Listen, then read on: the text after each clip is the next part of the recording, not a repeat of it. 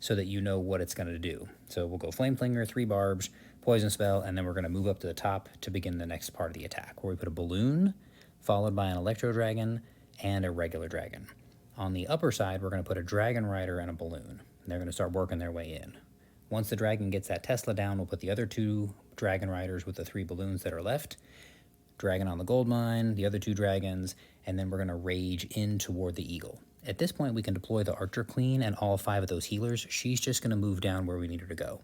The other rage spell and poison will be used in the core to take out the Archer Queen and the Clan Castle troops.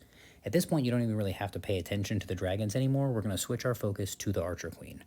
She's eventually going to move into this compartment here with the Eagle, or with the Inferno Tower. We're going to use a Super Wall Breaker to move her into the air defense compartment. We have 2 rage spells, 3 freeze, and an invisibility to help her power through the Town Hall and the Monolith, because the other side of the base will have already been demolished by the Flame Flinger. Feel free to aggressively use the freeze spells once the Monolith is targeting the Archer Queen, but make sure that the freeze covers the Town Hall and the Monolith, because you can get both of those defenses. You can also get the Builder Hut, but just make sure you get the Monolith and the Town Hall.